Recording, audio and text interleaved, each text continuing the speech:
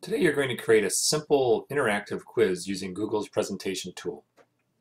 Here I've created a simple quiz that's just about some math questions. Once the presentation begins, a person can move past this title slide and start the quiz. In this case, when a person clicks the wrong answer, they get feedback to say that they're incorrect. So we'll go back and try it again, and you'll see that once a person clicks the correct answer, the feedback suggests that they are right. So to begin this type of presentation, you simply go to your Google Drive, and upon clicking on Drive, you see your choices to create things. Here we're going to go ahead and create a presentation. As with most presentations, you are first prompted as to what type of theme you'd like. So we're going to go ahead and click one that is similar to what you just saw and click OK.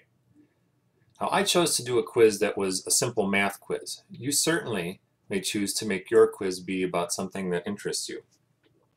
I recommend you create your quiz about something you know quite a bit about. We don't want to slow the process down by having you need to do some research on your topic. So we'll just do an example here of one that most of you know a lot about yourselves. So we'll call this one a quiz about me. And then this would be created by Joe Student. In other words, your name would go there just fine.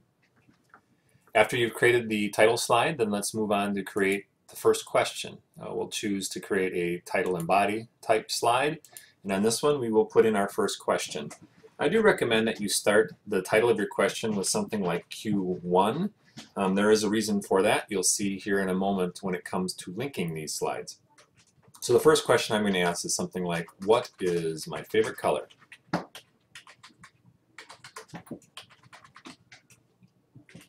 And then in the box down below, I will list the choices that you have here. I like to leave an extra space in there, so I'm going to hit an enter, then list the first choice, and maybe list a choice like blue, green, maybe yellow, and then let's say other. After I've created that slide, I'm going to go and continue on to my next question by making a new slide. Again, a title and body slide. Recommend again that you follow it with something or start it with something like this so that a person knows which question they're on in their quiz. And then you could follow it with a question like, what is my favorite sport? And then from there, you continue on into the box and list the choices for that question as well. Okay, we'll fast forward to the presentation here that you saw before. And don't forget that what you also have to create after you've created 4 questions are a slide that says something like correct, and then also a slide that says something like sorry, that is not correct. Notice that I also have on these slides an option for people to click so they can go back and correct the question, or in the case of getting it correct, so they can move on to the correct or next question. Finally, as an 8th slide, I decided to create something that says thank you for taking my quiz. That way, when someone is all done and they've answered the last correct question, they can go ahead and click there to see this result. This should be enough to get you started.